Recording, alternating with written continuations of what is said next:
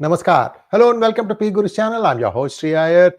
This show is coming live on 3 channels: Strategic Frontlines of Claws, Gunner Shot, as well as 𝗼𝗚𝗎's. Two good generals are traveling today, so they couldn't make it. But we have Major General Rajiv Narayanan. He's going to be the opening batsman. He's also going to be the finisher today. Let's welcome General Rajiv Narayanan. Namaskaram, sir. How are you? Namaskaram, sir. Always a pleasure to be on your show. Yes, I hold fort for the other two good generals. Wonderful, sir. Wonderful, sir. So we are jumping straight into this. We have a picture to start with about all the regime changes, or whatever you want to call political upheavals around India, and the anarchy in the neighborhood. This is, I think, some newspaper cartoons. Very well done. Thank you so much, whichever one they did it. And so I would like to start with this and then yield the floor to you, sir. Over to you. Okay. We can remove this. I'll just make my point that these days it has become very glib for people to start talking about regime change. Ever since this chatter came up about regime change in the old Soviet states and other things, without understanding what exactly is a toolkit for regime change, how do you identify that this is a classic action of a regime change? These are what I am telling is what I have gleaned from the book 198 Ways to Overthrow an Elected Government, written by Gene Sharp in 1974. And then based on this, they have created an institution to teach this, which is in Boston, Albert Einstein Institute, which teaches this properly. So I'll give you a typical example that you try to destabilize with narratives, and maybe one or two narratives touch a chord, and then out of the blue you create this trouble through use of social media. You obviously throw a lot of money around to cloud judgment and create a momentum. How do you create? If you see a crowd, maybe 15 or 20% are there who value what is being told at that time for whatever the value is worth. Rest are all paid.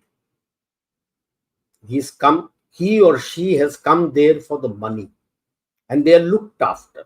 Housing is provided, whether tents or anything, food is provided, water is provided, toilet facilities are provided, everything is provided. That's the kind of money that is thrown to provide these things. As it gains momentum across many cities, it creates anarchy. And you want that anarchy. Like some people were mentioning in Nepal what happened. People look like outsiders. Yes, they are planted there for this. Rioting, looting, killing. Some have blamed the police for the shot through the head. How do you know that these people who are with guns, professionals, have not also been involved in that? So all this is done to create it. It is covered live by the TV. How come the TV people don't get caught in crossfire? Yes. So it's orchestrated. The crossfire is also orchestrated. Everything is organized and orchestrated, forcing the government to topple. In the smaller countries, the army plays a major role where they tell him to go. And then what is symbolic in a regime change is your person is parachuted inside as a symbol of a leader, that he will provide stability.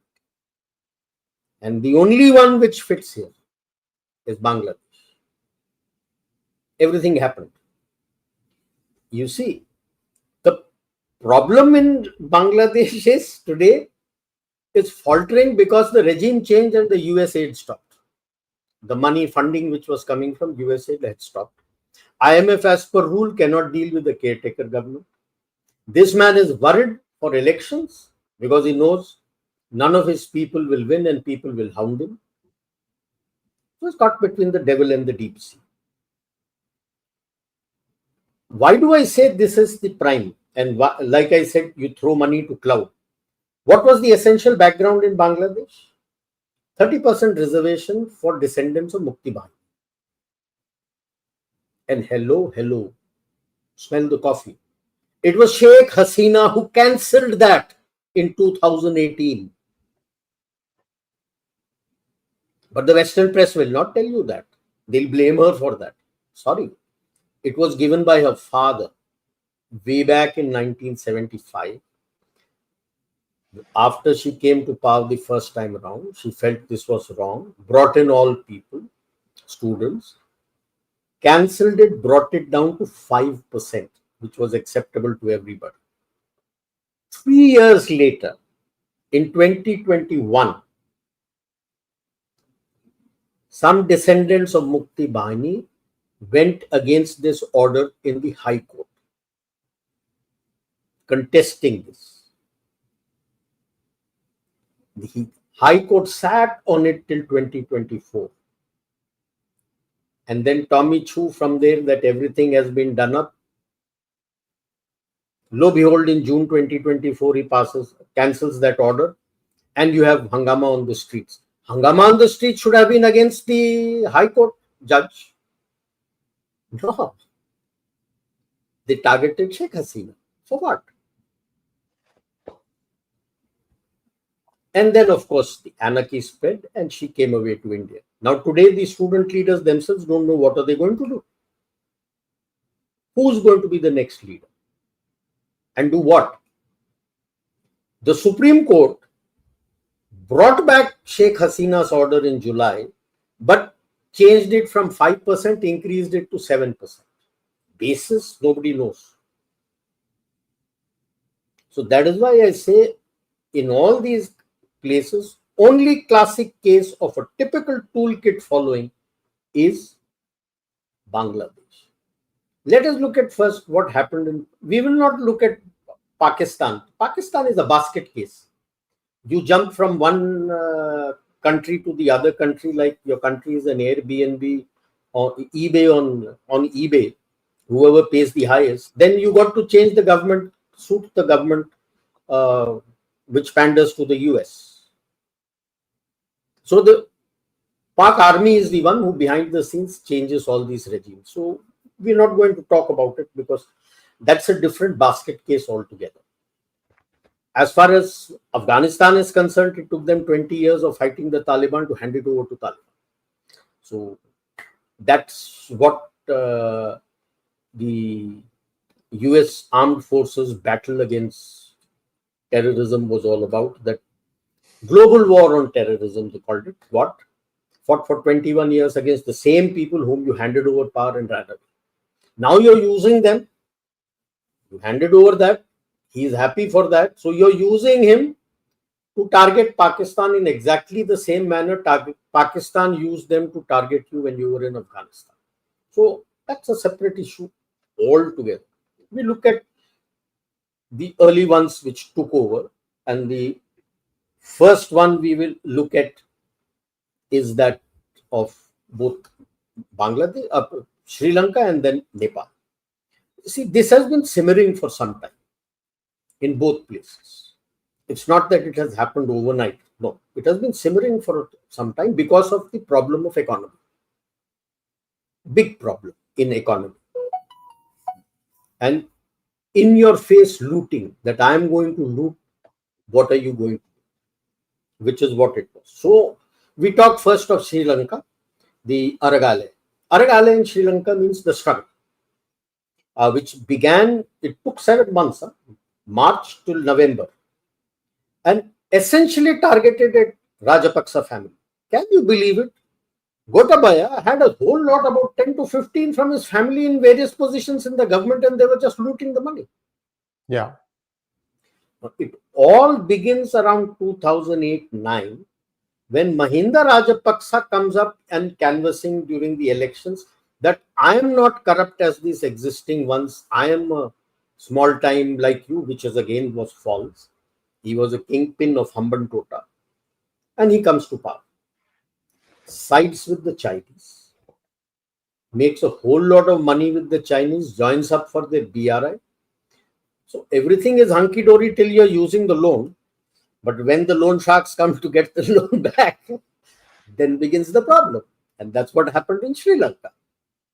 By then, him and his family had looted the country openly, and the arrogance, and it gave way, and you found people all over the streets and burning his house, everything, and they ran away. There was no parachuting of somebody from outside. No, no. They themselves, the parliament, and there was no targeting of the entire parliament, only the Rajapaksa family. Then they brought in Ranil Wickremesinghe. He's an old hand. He's been a PM for a number of years as the president. And then elections, it has been changed, and JVP Dissanayake has won. AK Dissanayake, AKD has won. So to say that this was a regime change, I'm sorry. Let's use the word correctly. The people came out because of their anger, and they did it. Nobody was funding them. They used to do it and go back home and then come back again. The stabilization has been provided by us, economic outreach and assistance by India. You have been holding their hand through and through. No US aid or anything coming from outside, or Chinese aid or US aid. If you're thinking regime change was done by the Americans, where was the US aid? There was no US aid money being flown in or their man brought in. No, nothing like that happened. So it was not that. Now we come to Nepal. Again, like I say, it is not a regime change. Sorry. It has been simmering. Same case. There also a pro-China, anti-Indian family. And here, a pro-China, anti-India whole group of politicians. You joined the BRI. So when the money is there, fine. You enjoy. When the money finishes, then you face the brunt. There are no jobs in Bangladesh, in Nepal. There's nothing. There's no development. All this talk of BRI will make this industry, will make that industry. Nothing has been made on ground. What do people do? And you antagonize the very country on whom you have, as they say typically in Hindi, roti beti. That means you have very close civilizational and filial connect with India that you can't do without. I'll explain that as I go about it. So we look at Gen Z. No. The turmoil had already started as far back as November 2023, where pro-monarchy protests had started. See, they pride themselves in being Hindus, and they were very angry with the entry of Islam and Christians. But this is ridiculous. And then the Chinese. I've been to Nepal. You'll find boards written in Hindi, English, and Chinese. They were very angry that why Chinese language here. So they wanted the monarchy back. They wanted to be renamed as the Hindu Rashtra and not secular as was put in 2008-9, the constitution which the Maoists gave. They were very angry with the Maoists that you are telling that you are for the people, you are looting, you are living a lavish life. I was just seeing the video shot of KP Sharma Oli's house. Oof, what a mansion, which is now, of course, burnt skeleton. That's what that is left of it. Again, it happened in February, then 2024, then again it happened in April 2024. But all these were put down quite brutally. Okay. Then begins, you find Feb 2025 onwards. Gyanendra Singh had quit his Naranhiti palace and he had shifted to Pokhara.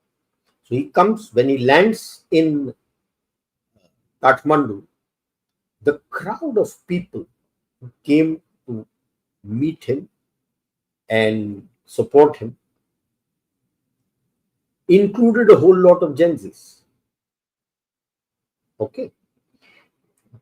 That is when these started, when they spoke about looting, economic, macroeconomic mismanagement, looting of the thing, you're spoiling the relations totally with India based on Lipu Lake and Limpu Darya and all that Kalapani area for nothing. And nobody went. As per him, he said, nobody stopped us from going anywhere. We had such good relations. It's an open border. Now the borders are being patrolled, he said, by SSB. It's very difficult to get across like that. You can't, except for the crossing places where ID is checked these days. Earlier, nobody checked anything. You just could walk across, come in. So there were no jobs. See, when there are no jobs, then the youth can be easily utilized in any direction that you want. And that is when a hashtag started in the diaspora, not in Nepal. Nepo kids. Hashtag Nepo kids. Because with photographs of how the children of all these politicians, whether it be from Congress, whether it Nepali Congress, or whether it be from Maoist, everybody except the Rashtriya Praja Party of the monarch, except their people. Everybody else, their kids are enjoying. They're going into the Ivy League, paying full money and moving around in big hotels and buying all the luxury goods out there. They said, how the hell are you going to affording all this when we can't afford anything? We barely manage on scholarship out there. So that became a big rage. The blocking of the social media and apps was to stop this. What they said about their people have not registered on, it's all crap. They're not registered for long. You didn't stop them then. Stop them because this, everywhere in Nepal, it caught on. Now, when you blocked it, the common man was hurt because he used to call his people abroad on WhatsApp. Now you blocked it. He can't afford to call a normal ISD call. Very expensive. I think that was the last straw on the camel's back, and they just came. When they came, of course, the rogue elements will also come in, do all the firing and everything.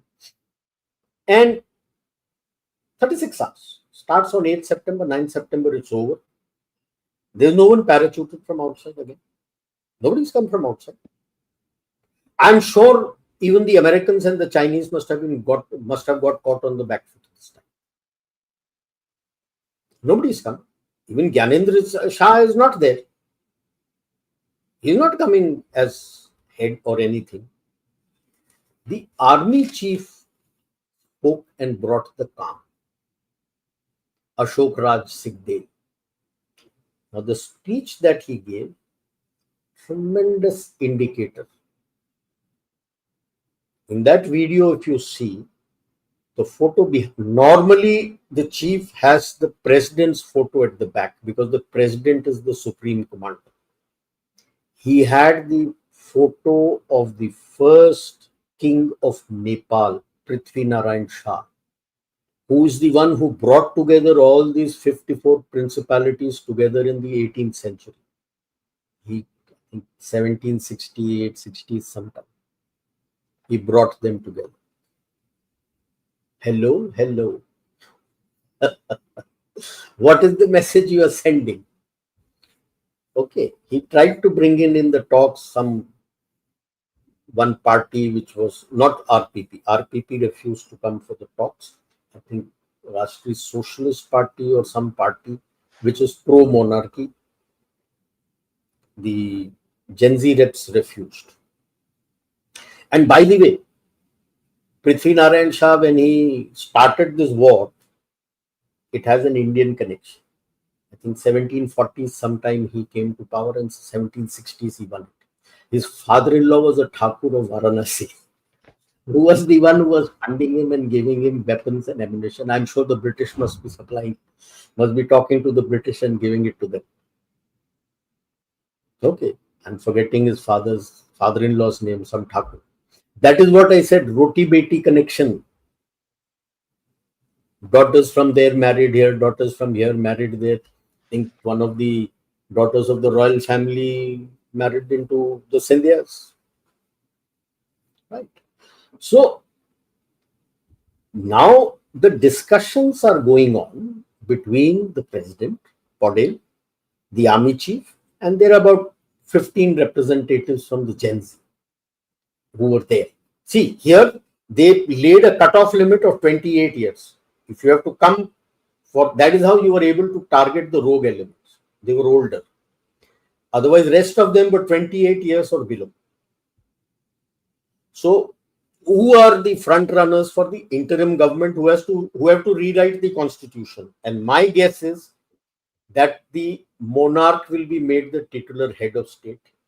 Secularism will go out in their constitution and it will be called a Hindu Rashtra. And they don't want any of the current lot of politicians to be part of it. That is the Communist Party and the Congress Party. That's why you find how they thrashed up 𝙒𝙧𝙤𝙪 and his wife. Because they're very angry that you were anti the Communist Party, but we joined hands with them to loot. And unfortunately, one of the ex-PM's wife died in that when their house was burnt. She got burnt to death. They brought her out, took her there, but she didn't survive. So who are the front runner is the ex-CJI, Sushila Karki, who has an Indian connect. She studied in BHU. The other person coming up also in the discussion is ex-Nepal's electricity authority, the MD, electricity authority MD, 𝗏𝗙𝗪𝗏 Singh, who they like him because he, before he took over till 2020, he took over and I think he retired about 2023. Before that, there used to be tremendous power cuts across Nepal. He's the one who stabilized the power distribution, thanks to India also, the power that we helped them generate, and electricity stabilized. So they like him that this is one man. So he is there. Then there is a city, Dharan, his mayor, Harka Sampang. Then Kathmandu mayor, Bhalendra Shah, who was in the lead, is now not being discussed. Maybe people may have objected to his American connections.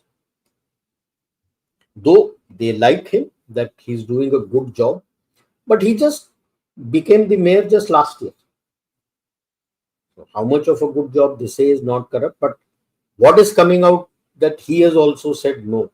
He doesn't want to be part of the interim government. Maybe he is looking at being a part of the government when it is formed, when the elections are held. The others in the interim government talks are ex-speaker Onsari Gharti Meghar, lawyer Om Prakash Agarwal, Dr. Govind K.C. There's a Brigadier General Prem Shahi, some ex-EC election commissioner Neelkant Upreti. The talks are going on. What comes out, we don't know. The precise thing I'm saying, there's nothing, no one has been parachuted from outside, nothing orchestrated. These two are classic examples of not being a regime change. Did we facilitate it? I really don't know.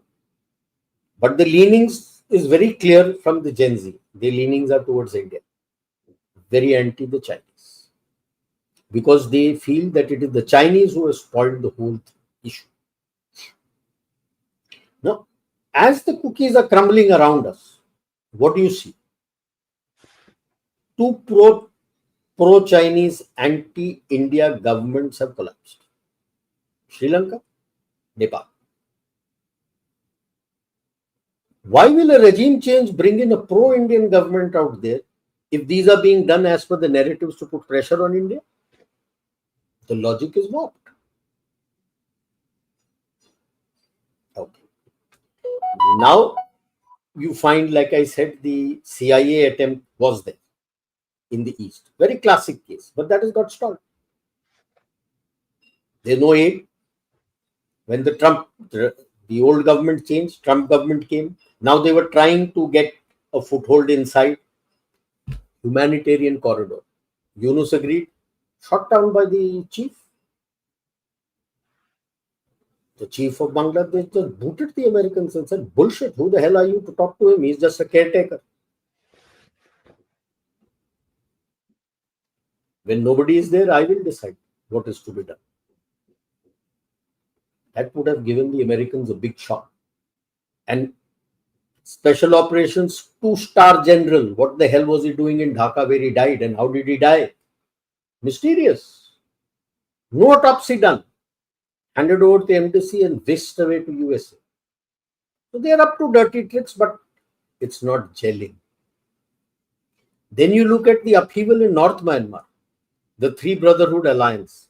Who are there? Arakan Army, the Myanmar National Democratic Alliance Army, and the Taang National Liberation Army. They came together in 2019. They call it 1027 movement, 1027 movement. Based on 10 is October, 27th is the date. 27th October 2023 is when, yes. Which country puts its month first? America. And then Yes, America. Right. So over to you, sir. 1027, that is 27th October 2023. And what has it resulted in? China has lost all influence. Like I said, attempts by the Americans via Bangladesh has gone. They've tried another trick there. Now, since they're not getting an outreach, which is very clear that they're angry with the Three Brotherhood Alliance, people will not tell you, but there has been at least one meeting that I know of with the Home Ministry by the reps of the Three Brotherhood Alliance. Okay, quiet. You have launched drone attacks there. The ULFA number 2 has been terminated there. We knew about that because of this, and it got published. Otherwise, what I'm told, that the army has launched this was the third or fourth attack, drone attack, mass drone attacks, swarm drones. Okay. So Chinese have lost the photo. Now the Northern Alliance is on generally good wicket with you. So what is Americans trying to do? They have removed the junta from their sanctions. You think the junta is going to bother about you? They've lost control of more than half of the country. What is he going to do? Okay. So they have stable relations. So when you step back and look at the larger picture in your neighborhood, what is the narrative of failed diplomacy? NDA will get overthrown by a similar student movement. All your diplomacy is failed all around, everywhere anti-India narrative. Is that true? Maldives, Sri Lanka, Nepal, North Myanmar, Bhutan, Afghanistan, all today have or are looking at stable relations with India. Biggest turnaround, Maldives. From out India to a 21-gun salute to your PM. That's the power of your diplomacy. Except 2 clowns, one to the west and one to the east. Both are sinking fast. Sinking very fast. One is surviving only on dole, literally. He has a interest that he needs to pay is over $10 billion annually, and the aid that IMF has given him is only 7 billion, of which the last tranche was in May. No tranche has come as yet. How is he going to pay it? With what? While America, people will say, oh, Bangladesh, the Americans have put less tariff on them. Smell the coffee. All countries who had contracts with Bangladesh have signed contracts with you. As of August this year, Bangladesh has no contracts for any garment that it can export. So what if USA has, the White House, I won't say USA, the White House has given lesser tariff to Bangladesh for his garment. The US and the Western companies are not buying. Because you had given them the quota. All the cotton and everything material you used to send. For them to make it and send, fill up the quota system that was there in the US and the West, that this is Bangladeshi garment, that's done and dusted. There's no bijli. Okay. So, when you look at yourself, yours is the only economy which is growing fast. Last quarter was 7.8. Everybody else is looking at 1, 2, 3.4, 0.1. Like Germany is 0.4. 3 years he says recession. Macron won't say that he has recession, it's 0.1. Less than Germany. Jobs are available. Jobs, see, in a socialistic thought process, you will always look at job as government job. Bullshit. Job is not just government job. You can also generate jobs. You open MSMEs, startups. See, even if I open up a small MSME and I have just about, say, 20 workers. Do you realize how much of unorganized labor is utilized to support you? Where do you get your raw material from? Who's loading those trucks? Who's unloading those trucks? Where are the trucks coming from? Who's driving those trucks? Your stocks go. It doesn't go up straight away. You have hired a warehouse. Who's unloading in the warehouse and stocking in the warehouse? Who's loading it into your containers? Look at the kind of unorganized labor also which comes with it. So that's why I say jobs is not a problem. It's available. Your own internal consumption is at 65%. If the jobs were not there, how are you consuming at 65%? No country in the world has this amount of internal consumption. If jobs are not there and people don't have money, how is the internal consumption at this level? And with the GST 2.0, they're expecting in the next year or two to increase to 70%. Youth is enthused. He has all kinds of support for him. So why will he agree to this fraud narrative? Except, of course, there will be a few of them who will come out on the streets like Kanhaiya Lal and gang. I don't have job. Obviously, if you're not qualified and you're not skilled, you will not get a job. At best, you will get a job as a peon or a guardman, security agency. If you have got skills and you have developed your skills, you'll get your job. So many factories and companies coming up all over. Narrative, you are still underdeveloped and poor. Underdeveloped? In World Manufacturing Index, you are number 5. And they say that by the end of this financial year, you will be at number 4 or number 3. Because the people above you are facing recession, Japan and Germany. So after China and US, you will be the number 3. And you're saying I'm underdeveloped? Don't accept any narrative at face value. Investigate yourself. Okay. Now you step further back and look at the global picture in this tariff war.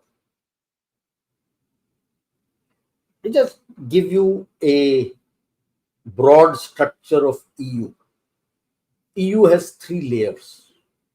In the 27 countries, the topmost layer of EU is the EU Council. The Council has the heads of the state of government there, and they elect one of them as the president. Currently is the Portuguese, Antonio Costa. They decide the geopolitical, geostrategic, and geoeconomic direction for EU. It's their decision. Because they are the heads of state, heads of government. They sit together and decide what should be the next layer is the EU Commission below that, where their reps, professionals, are placed there, and one of them is elected as the president. That is Ursula von der Leyen. That is why in the White House, when he was speaking to them and he wanted to speak certain strategic issues with the heads of the state, the NATO heads of state who had come there, he threw out Ursula von der Leyen from the Oval Office. He said, I'm talking to elected representatives. You are not an elected representative. Please wait outside. She's not an elected representative. That's why Macron also screamed at her when she went to Scotland and went to USA to do the deal. He said, who the hell are you? As the council told you, you can't go off on your own. So based on these policies, the commission decides how they need to frame their rules. And if they need some new rules, below it is the parliament, European Parliament, who frames the rules. Directions come from the European Council. And a few days ago, a 1-hour video chat between the President of the European Council, President of the European Commission, Modi and his team. Two things they agreed on. Ursula was given the directions, finish the FTA as per India's requests. It's going to be finished by end October, beginning November. FTA with EU. Because India laid out what was laid out for what you have signed with UK and the EFTA. They've said, yes, we'll do this. So the direction of alignment of EU has shifted from USA towards India. That is what made the POTUS blink. Navarro has still not got it. Plus, he must have been given a mouthful by those tech leaders whom he had called for dinner. And the Wall Street would have given him a mouthful. What are you doing? The future health of our companies depends on India. And you're taking a fight with them unnecessarily? He has blinked. How long this lasts, I don't know. Okay. Now, what India has done is you have strengthening BRICS. So just you look, step back and see who all are standing with you today, who are aligning with you. I won't say standing with you totally, but who are starting to align with you. EU, West Asia, much of Africa, much of Asia, much of Latin America, much of the Caribbean, Russia. How are you going to live without all these? That means the world island is going against you. And reminds me of the words given by Lee Hsien Loong, the ex-PM of Singapore, about a couple of weeks ago, where he said, when he was asked a question about US tariff war, he said it could become world minus one. Thing repeated by his finance minister, what he had said, that the world can live without US. Can the US live without the world? That is dawning on Trump. That is dawning now. Big time. And in all this chatter, where is JD Vance? Quiet. Because he knows the fall has to be taken by Trump, because he is a one-man army. Then he is available. Now you look at the other side, the governments who have succumbed to Trump's arm twisting, and the trade deal is actually a smoke screen for forcing people to invest. Okay. The smaller countries, he's arm twisting them for trade deals. So look at what has happened. Japan, the PM is gone. Who's the new PM? We don't know. Indonesia, he agrees to the deal in July and August. There is violence on the streets, strikes on the streets. Obviously, they will be angry that you're hitting. Indonesia is also an agricultural country. You permit their agriculture to come in, the agricultural people go down the drain. What are they going to do? How is Prabowo going to manage this? That is to be seen. France, Macron is a fool. He knows he is sinking. He knows France is sinking. 0.1% is your GDP growth. Handsome, you're facing recession. His PM, that is why he's not been able to pass the budget. You're not going to cut this spending of increasing your defense budget. You're not going to cut the spending on support to Ukraine. What are you cutting? Cutting pension and social security. Obviously, whole lot of people are out on the streets. The second prime minister will also not make the cut. See, the single largest party there is the far right. Not Macron, not socialists. These two got together so that Macron could continue. But now there is a big fight. Will the socialists be happy if you're cutting the social security? I don't know. He's refusing to resign his year. He finishes his term in 27. I don't know whether he'll last. UK government signed the deal, but he's still in trouble because his root is wokeism. Starmer's root is wokeism, and he has a total anti-India stance. Somebody up there has twisted his arm for the trade deal.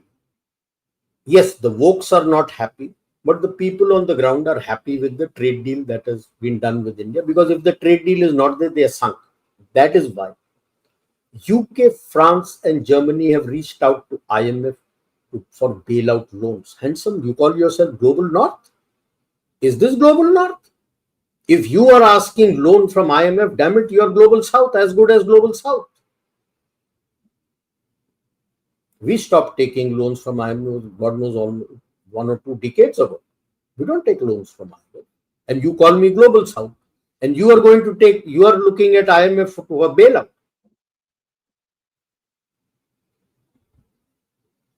So, what is the way ahead? There will be tremendous narratives and anti-India stance coming. Look at the latest narrative index. The Global Happiness Index. Hello. You are at number 100 out of 179 countries. The fastest growing economy, the youth is very happy, everything is normal, everything is going hunky-dory, but you have been kept below Bangladesh, you are below Nepal, you are below Sri Lanka, you are below Pakistan. I think Pakistan is below you. You are below Afghanistan. Hello. What narrative are you making, bhai? Doesn't sell. Anti-India rhetoric. 𝗏𝗏𝗏, the UNHCR head, talking to India of minorities and other things, and got a solid tight slap on the back from 𝗥𝗘𝗙𝗘𝗥𝗘𝗡𝗏, our rep there, where he said your xenophobia, racism and other things, you can take help from us, we have help. So these are the kind of rants which are still there. These are old toolkits. It doesn't work today. In the today's world of social media and digital connect, it doesn't work. Okay. Now they don't know new toolkits. Why? Because in the woke, they call themselves liberalists, normally known as woke. I call them extreme leftists. They only pick up people who work with them. Merit be damned. So when there is no merit, upper story to let. Upper story to let, then whatever is the toolkit old, open up, brush the dust and start using it again. You can't use it. You got to modify it to the prevalent situation on ground, which they can't do.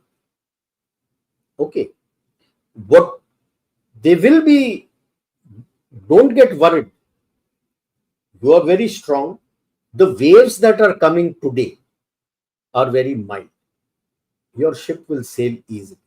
But you got to be careful for your internal and external security. Now, my worry is more for US, because it faces a very big internal economic and political crisis. I keep watching both CNN and Fox News, because one gives the Democrats angle, the other gives the Republicans angle. What worries me is, here is a man who has brought in people who are blatantly breaking all rules and just doing things the way they want, with no accountability. There are set procedures given if you want to do A, B, C. They couldn't be bothered. Nothing. They just go ahead and do it. In your face that if you can do it, do it. If you can stop me, stop me. And the Congress is quiet. That's my concern. That's why I call it the political crisis. If you take tariffs, the president doesn't have the executive authority to pass such tariff laws across the whole world. The International Emergency Economic Act the bill has to start from the House of Representatives, cleared by the Senate, then it goes to the president, and then the president can pass an executive order on that particular tariff. Not that you just keep signing tariff. Has the Congress said anything? Why not? They come up and keep saying on various platforms that what he's doing is illegal. Then what have you been elected into the Congress for? Why haven't you brought up this point of discussion and started proceedings against him? What's stopping you? I'm sure you're making money because he tacos. And by the way, internal, what do they call it?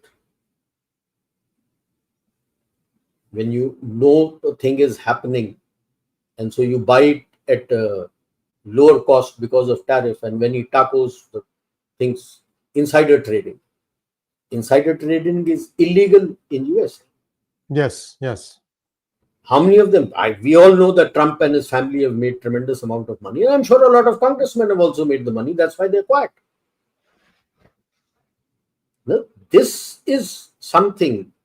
See, till the tariff or trade war is not going to sort out your economy, because today what has happened is nobody is picking up your treasury bonds. How do you manage your debt? You can't tariff the world. Your own people are going to pay for it. It's already happening. 13 southern states, which depend on agriculture and MSMEs, as per Deloitte's report, they're facing recession. And if he goes down this route, by the end of the year, if not early next year, US faces recession. Because the tariff, unfortunately, it doesn't understand, is going to be paid by you people. Because you're importing. Americans are going to pay it. If something costed $30, you'll be paying anything between $35 to $40 for it. Simple and straight. And as he increases his tariff, 50%, 100%, who's going to pay?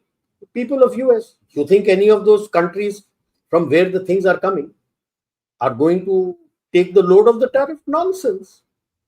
Even the person who's selling it, he's going to add his commission to that tariff and give it to you, so that after paying the tariff, he makes some money. So ultimately, it is the people of USA who are going to face this problem. And when purchasing power goes down, then you have an issue. That is where the macroeconomic issue comes in. And the US has to get its act together, the Congress, to resolve this macroeconomic. And that can only happen when you stop thinking that you can control the world island by creating conflicts everywhere. Now the chickens are coming home to roost. Like the chickens came home to roost for the Chinese, it's coming home to the US to roost. You got to understand today that you are not the policeman of the world. You have to look at a multi-polarity, partnered security and economic apparatus. If you think you're going to do this, it's going to be trouble. So he has reached out to India. I hope they stay true to that. And the only way he can stay true to that is removing the first, I would say, remove Navarro and Besant and Lindsey Graham and that other woman who's there. Just remove them from your close proximity. Remove. Navarro and Besant should be out of your government. Get some sensible people who will talk. Because you're following the diktat, what was written in the Heritage Foundation. America 2025. What? Some mentor for Project 2025. Project 2025. 2025 member for the leadership something. In that there were two parts. One was this multipolarity, going with the other countries and getting your trade deals through. And then the other part, which was written by Navarro, which was trade war. You've seen this part fail, and it has failed drastically. How do you pull back? Throw this man out, get that other chap who had written there about having good relations, trade deals, proper trade deals with everybody, not tariff. And he had said no tariffs. Get your trade deals in place.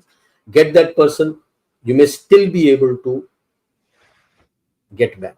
Now, when you look at the larger picture in the turmoil, the P5 in the UN, one way or the other, have lost all relevance.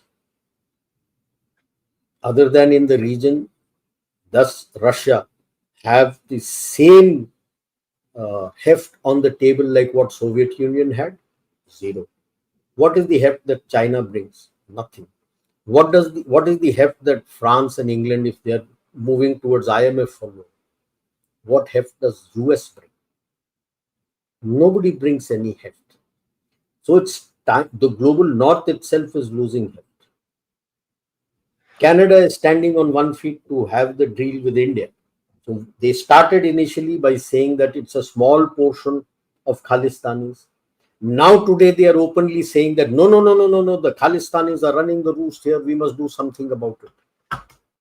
Start doing, then you may get the. They also realized that the path that Trudeau took was so damaging, and thanks to the tariff war, they're up a gum tree.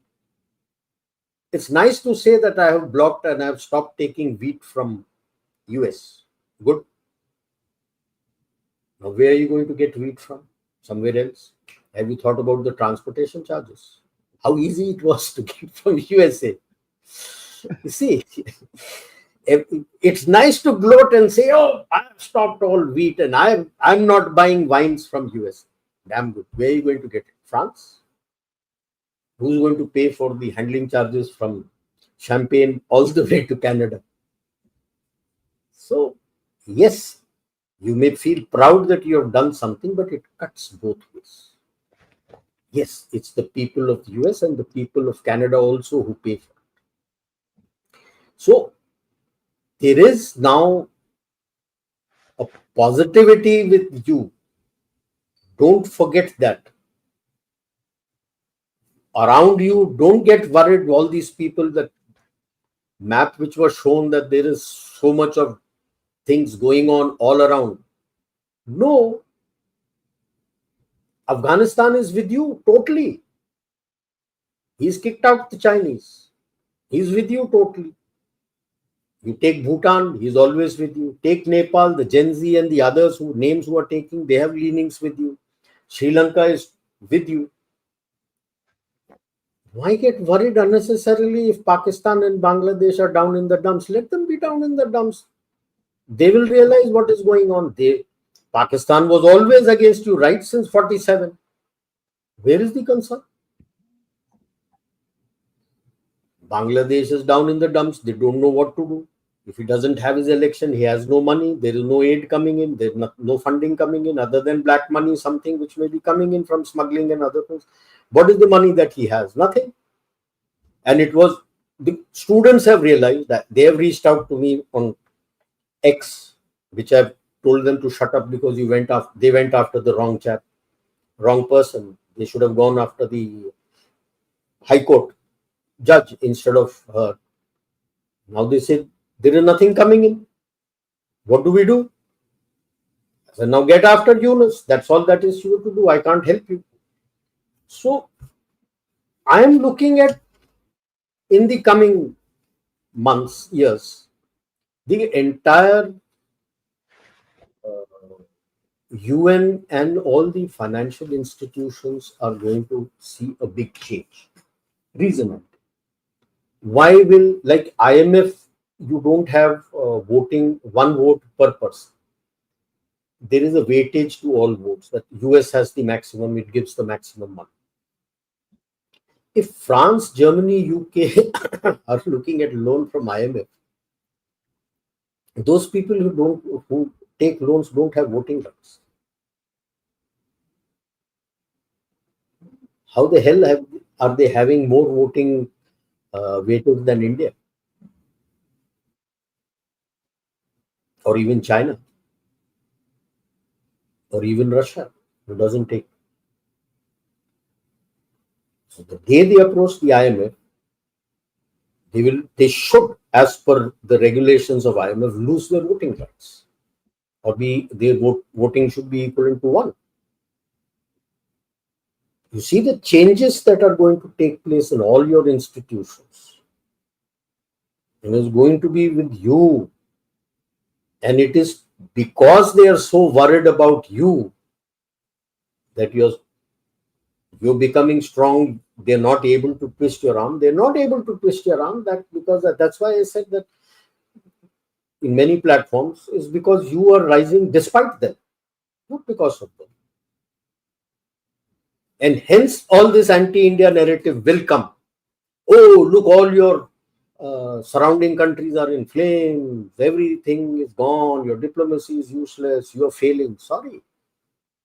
Nothing is failing. Except for Pakistan and Bangladesh, rest are going to be with you. They have learnt their lesson. By the way, none of these people have been given asylum by India. Either they are in some military garrison, but rumors are spreading on X, but they've all gone to Dubai. India has given them, none of them, asylum. That also the Gen Z has kept in mind, and everybody has kept in mind. But I go back to Nepal, the photo at the back. The first monarch of Nepal. He was otherwise the king of Gorkhas. There were 54 principalities. Gorkha was the most powerful. And then he combined all of them and he's the first king of Nepal, Prithvi Narayan Shah. So there is a big messaging which is being sent to the people also and to the world at large, bringing him back. And a big message to China actually. This is one of the biggest message to China, that Nepal is gone from your grip. How we chart it further, I'm sanguine that this government will do a good job. That remains to be seen. My only advice is don't get caught by these negative narratives. That's all I have to say. Thank you so much, General Narayanan. And what a talk. 56 odd minutes uninterrupted. Well, except for one time that I said something. But wonderful, sir. I have two questions before we turn to our viewers' questions. First question is the Pashupati Nath temple attack. Why would Gen Z go after them? Or was it like, Not there is... Not Gen Z. These were the Islamists who were there. So it's been proven there? Yeah, the army surrounded that. That's why they didn't permit them to go there. Okay. Not the Gen Z. That's good to know. I did not know that. Sir, the next question I have is the rare earths of Brahma Desa. I like to call them as Brahma Desa. Myanmar. Yeah. Who is now controlling that, in your opinion? It is the Three Brotherhood Alliance. They have taken over. See, there was a big problem. How the whole thing started out. China was doing the illegal mining.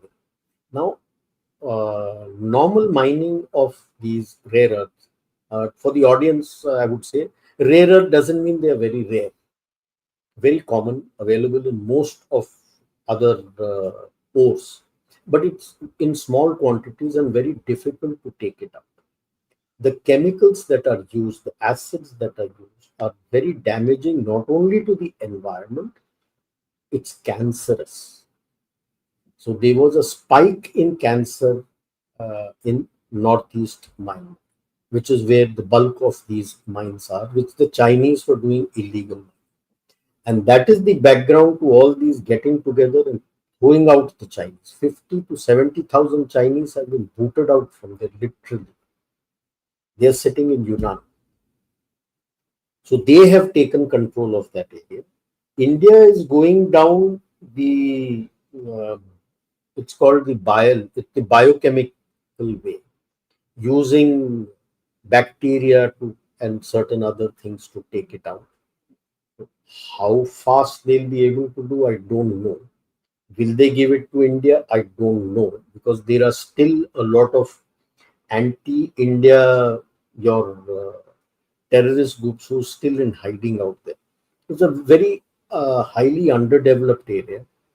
Lot of forests, very thick forests and forests. How much the three brotherhood alliance will also be able to control is difficult to say. Very tough, very tough. I was looking after the north border of Myanmar. South Arunachal was with me.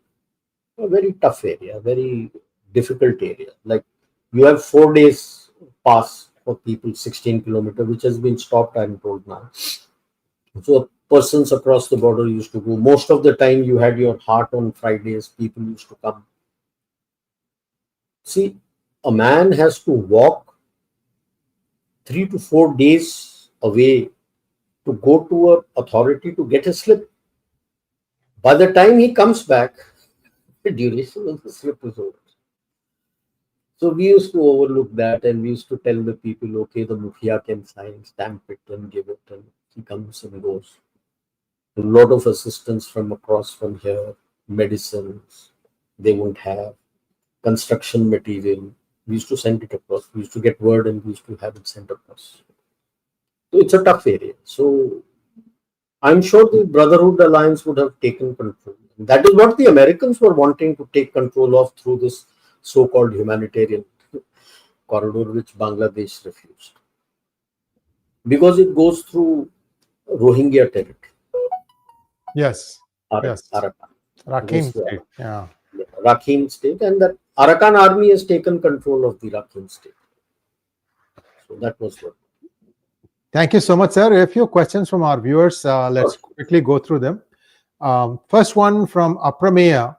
Sir, should India support a referendum in Nepal for joining with India? Aprameya, all you youngsters, I am sure you are a youngster, because I've seen a lot of youngsters take over this area, take over that area. Let us first secure what we have before we start looking at. There was a time long ago, I think 1950 or sometime, when the king of Nepal wanted to join India, and Nehru said no. You yourself were beggars at that time. Okay, people may be angry today. In hindsight, he should have accepted. What did you have? And you would have so many more mouths to feed. So relax. If you have very good relations, say like the Schengen area of EU, you travel. You have good EU, like EU. If you have very good relations, people move. No? Then borders are not there. Look at that, rather than kabza karo. That is antiquated. Next one, please. Ramki wants to know, this is the uneducated generation seeking 30,000 rupees per month. Do we need these uneducated kukri wielding guys back? Sir, you know the money going out of Indian embassy there. Ramji sir, how are you sure that those people are uneducated? They're not. Some of them are, yes. Are they seeking 30,000 per month? I have not heard this. This is the first time I'm hearing it, that they want 30,000 per month. These people are, you have so many Gurkhas and Nepalese in India. Do you see them wielding kukris? I don't see them wielding kukris. So from where has this narrative come, that do we need these uneducated kukri wielding guys? I don't see them wielding kukris. They're everywhere, working everywhere, very hard working. This is the narrative, uneducated kukri wielding. Don't fall for the narrative. Viewers, those of you who have not seen the movie Sam Bahadur, do watch it. Even if it is a Bollywood movie, sometimes they do get it right. I thought the tone and the way it was presented was right. And the way this chap acted also. Yes, yes. Vicky Kaushal. Yes. Next question thank you so much. Next question. Nepal Gen Z ended the communist and Naga Nipo kids regime. Do you foresee possible impact on Bengal, Tamil Nadu and Kerala governments of similar characteristics to communism and Nipo kid problem? Do you think the Nipo kids are only restricted to these states? It's all over. It is just that the differential was vast in Nepal, so it became an issue. Quite a lot of diaspora, they go out to study in other places, so they see the difference that they are struggling and these Nepo kids are enjoying. Then it becomes a problem. And within that itself, when you go to Nepal itself, you see the stark difference. Touchwood, you don't have that kind of differential. But the issues in Bengal, Tamil Nadu, Kerala, that will get resolved over a period of time as people get educated properly. So I'm not looking at some kind of Nepal sort of people coming on the streets and fighting. No, they didn't have jobs. So as they say, idle mind is a devil's workshop. So they came. Whether you look at Bengal, Tamil Nadu or Kerala governments, you think the youth is without jobs out there? That's not the case. If there's no job in Bengal, he's outside. India has the jobs. Kerala people are also having jobs. Tamil Nadu is full of jobs out here. And it's part of the defense corridor also. So, like I said, it doesn't happen that way. You can't extrapolate one to the other. Thank you, Racha Kaul.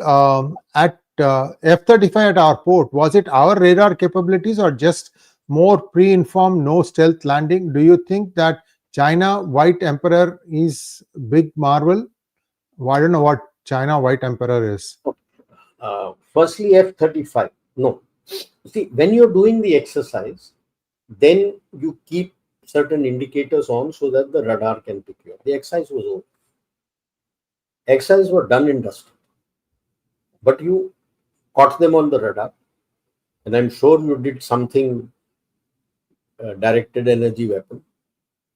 And it stayed in Anantapuram for 38 days. Okay.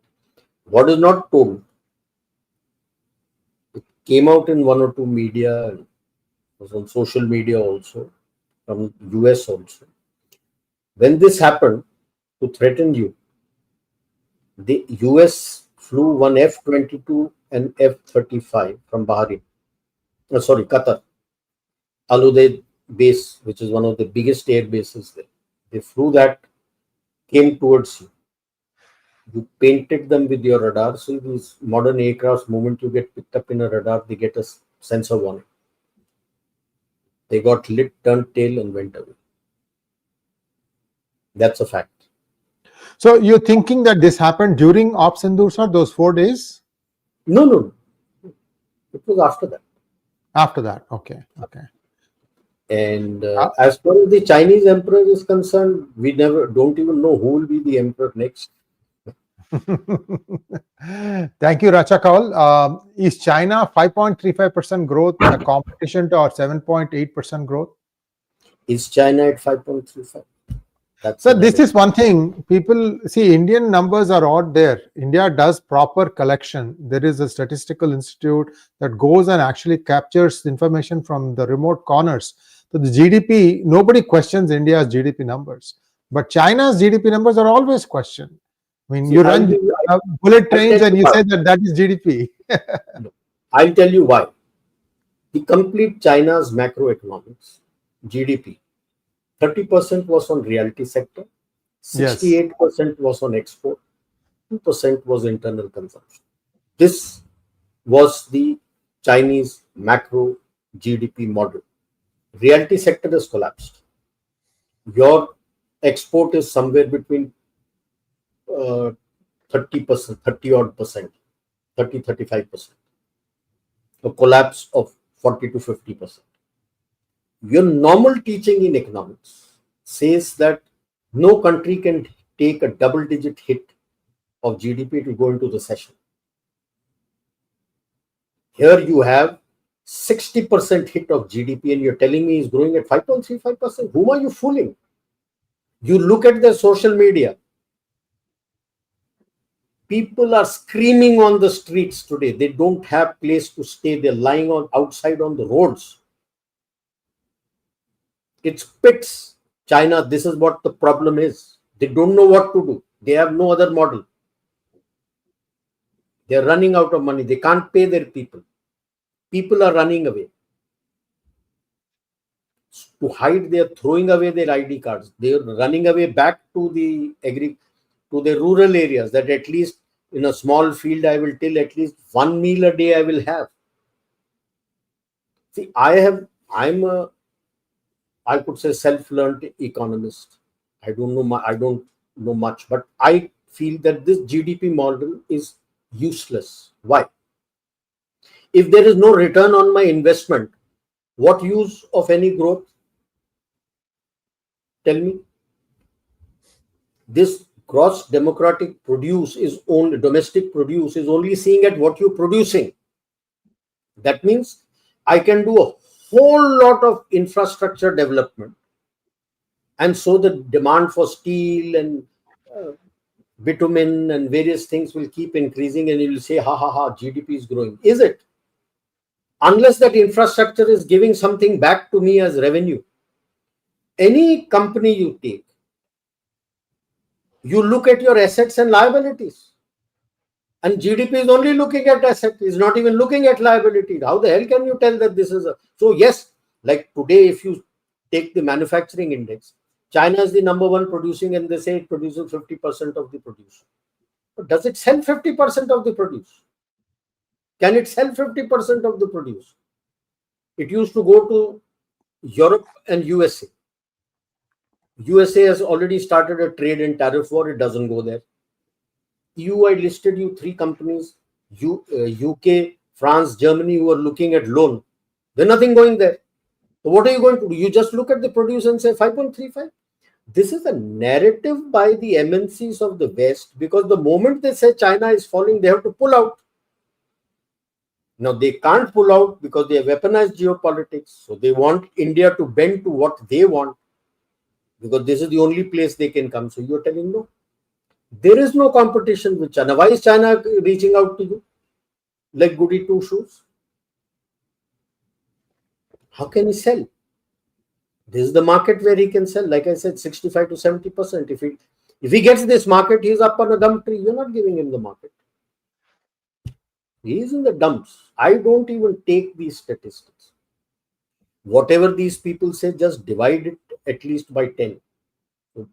0.5, 0.6, 0.7, yeah, 1%, that would be the growth of China.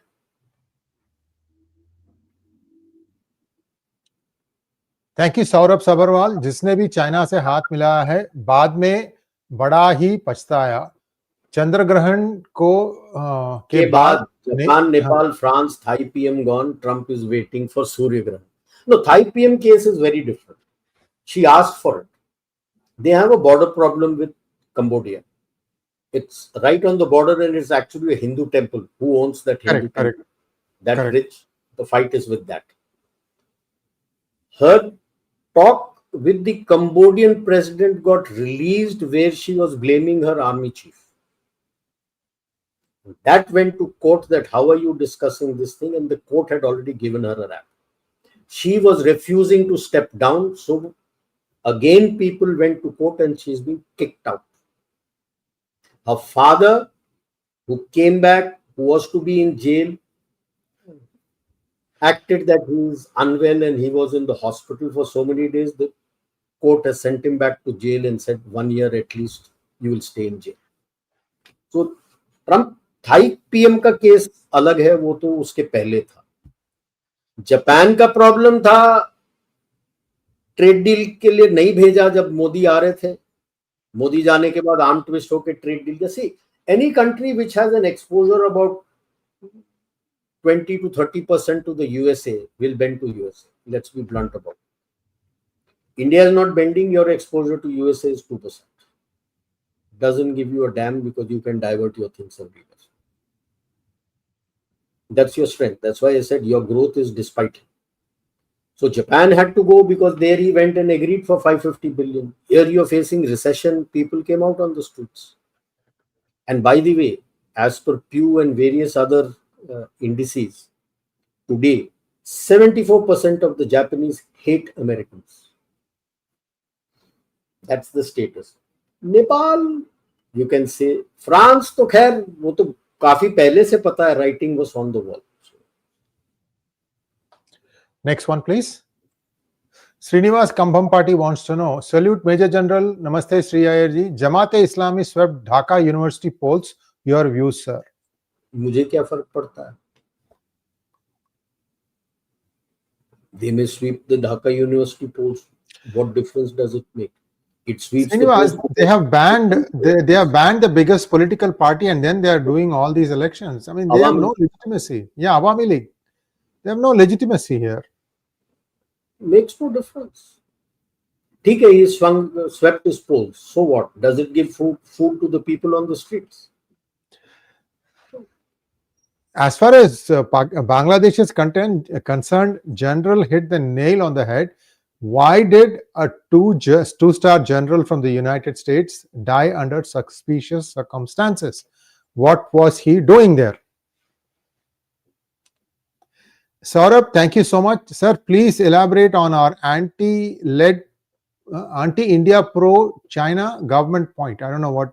Yeah. Did you understand? If you take Sri Lanka, that was totally anti-India and pro-China. Yes. Signed all the deals, gave Amban Protap, all these things that they were leaning towards China. You take Maldives. Muizu won on anti-India and pro-China stance. You take Nepal, Oli was totally anti-India, pro-China. That's the whole issue. All of them have either gone or turned. And yet our people believe the narrative that our diplomacy is failing. Ridiculous. Krishna Kishore wants to know, is USAID really gone? Some toolkit, same toolkit from BLM is used in Bangladesh, Sri Lanka, Nepal, Pakistan, Indonesia, and only filed in India. Is this the ally helping ally? Trump is the unaware of them? What is BLM? I think the whole thing we just disabused, Krishna. We talked about why these are not the same toolkit. I think we should skip that question. Let's go to the next one. MEA/IB should be proactive. Indians keep bailing out. Aren't they proactive? How did Muizu turn? Soros gang still in India, landmines everywhere. Soros gang is very much in India. They're trying it, but see, he fails primarily because they're still using the old toolkits, which they've been using for decades. So that fails now. You need something new. It doesn't happen. The same social media that they use works both ways. Next one, please. Thank you, Tara. I forgot to thank the previous person, so thank you so much for your generous gift. Is it right that Nepal army requested India to recognize the Lipule as Nepal territory? I don't think so. No, it was only and the Chinese. Yes. But then the Chinese have turned turtle, no? Yes. They are agreed to do trail through Lipulek Pass. General Rajiv, I have a question regarding this Chinese infrastructure that was laid out. It was believed that China had put a railway line from the Chinese border all the way up to Kathmandu. But I heard No. The railway line is nowhere. I see. Okay, let me give you the history about this. See, there is a friendship road which comes from the east of Kathmandu, from Lhasa, immediately entering Nepal. I'm forgetting the name of the pass, and comes all the way to Kathmandu. It's called the Friendship Road. Okay, from the east. And then 2015 happened the massive earthquake. At that time, Nepal was requesting them to get the railway line along this road. 2015 comes the massive earthquake. During the relief operations, the Chinese requested that they would like to do it there. They found a whole lot of houses having the photo of or portrait of the 14th Dalai Lama. So they changed and they said, no, you will get it from 𝗥𝗘𝗙𝗧, that is west of Kathmandu via the Raswagadi area. One of the most treacherous and mountainous areas. They yet to do the DPR. The railway line comes, 𝗥𝗘𝗙𝗧 is there. They yet to do the DPR. So nothing is on ground. They signed the ring road around Kathmandu when around 2014. Only, I think, second phase is on. It was supposed to be one phase. They did one half, 42 kilometers. 10 kilometers they did. Can you believe it? They ran out of the money of the project. Oh, wow. Wow. You can imagine how much they have lined the pockets of these people. So then they decided to break it up into 4 parts. One part done, second part, third part, fourth part. Still going on. It's still going on. So that is what is angering the people. When they have the local resources are available, they're getting everything from China. That angers them. They don't take people to work except for a few rest. All their labor comes from China. So that is the anger that the people have, that it was sold. The BRI was sold to them, like to the Pakistanis, that they'll get jobs. There are no jobs.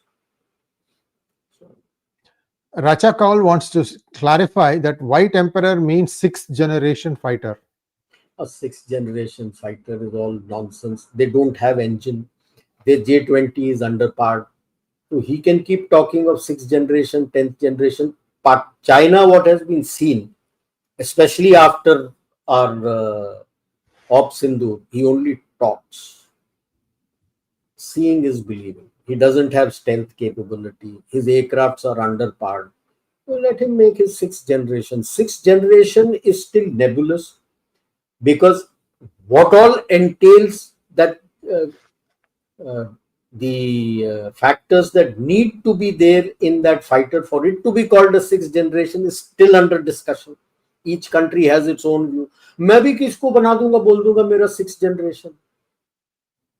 Where is the clear definition of what entails a fighter to be called a 6th generation? Except for some sketchy 2-3 things of getting the feed and taking control of the UAV and various other things and stealth, and then nothing. So I can make use of that. Thank you so much, Varadan, for your super sticker. And that brings us to a close of today's program. What a session. Thank you so much, General Rajiv Narayanan. We'll be seeing you very soon, sir. Namaskar. Namaskar. Sure.